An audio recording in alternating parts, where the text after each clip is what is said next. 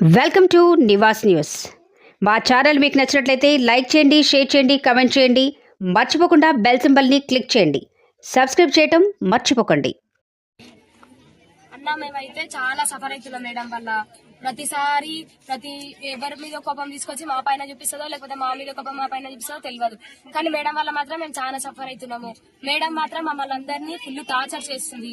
Food విషయంలో కానీ, study విషయంలో కానీ, ఏ విషయంలో సరే. స్నాక్స్ బెల్ కొడుతుంది, అట్లా ఆడ స్నాక్స్ బెల్ కొడతాడు, స్నాక్స్ పెట్టుకుంటే స్టడీ అవర్ బెల్ కొడుతుంది. స్టడీ అవర్కి రాని వాళ్ళని ముక్కు చెంపలేపిస్తుంది. మేము స్టడీ చేయడానికి వచ్చినాం కానీ ఇంత టార్చర్ పడడానికి అయితే మేము రాలేదు. మా పేరెంట్స్ మమ్మల్ని జస్ట్ ఇక్కడ మేడం వాళ్ళు మేము ఎట్లా చూసుకుంటామో మేడం వాళ్ళు అట్లా చూసుకుంటారు కదా, మా పిల్లలకు భవిష్యత్తు బాగుండాలి కదా అని ఒక్క కారణం మీద ఇక్కడ వేసిపోతారు. కానీ ఈ మేడం వాళ్ళు ఇట్లా టార్చర్ చేస్తే మేము ఎంత స్టడీ లాస్ అవుతున్నామో మాకు తెలుసు సార్. మేమైతే చాలా సఫర్ అవుతున్నాము. స్నానాలు చేస్తుంటే స్నానాల కాడ ఫోటోలు తీస్తుంది. మేము ఒక 1 minute లేట్ అయ్యి వస్తే నేమ్స్ రాసి ఎవరికి పెడుతుందో ఫోటోస్ తెలియదు, కానీ ఎవరెవరికో ఫోటోస్ పెడుతుంది. వీళ్ళు ఇట్లా చేసిరు, వాళ్ళు అట్లా చేసిరు అని.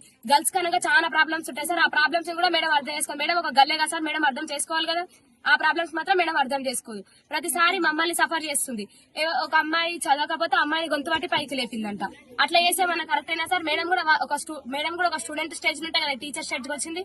మా బాధలు కూడా మేడం అర్థం చేసుకోవాలి కదా.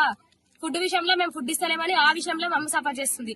సండే రోజు మాకు చికెన్ వస్తే ఆమె కేజీ చికెన్ తీసి ఆయిల్ మొత్తం ఫ్రైడ్ రైస్ చేపించుకొని తింటుంది. అట్లా చేయకపోతే ఆంటీ వాళ్ళని తిడుతుంది, మమ్మల్ని సఫర్ చేస్తుంది. అది కూడా డైరెక్ట్ చెప్పదు సార్. క్లాస్ లోకి వచ్చిన తర్వాత అందరి ముందలా తిడుతుంది. పేరెంట్స్ విషయంలోకి వెళ్తుంది.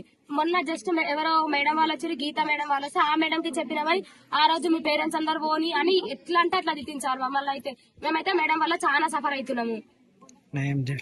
మాకైతే న్యాయం చేయాలి సార్. న్యాయం చేయకపోతే ఎన్ని రోజులకుండా ఈయనే ఉంటాం. మాకు మాత్రం మేడం అయితే వద్దు. కొత్త మేడం వస్తే చదువుతాం, లేకపోతే మా ఫ్యూచర్ ఖరాబ్ అయినా సరే బయటనే కూర్చుంటాం మేము.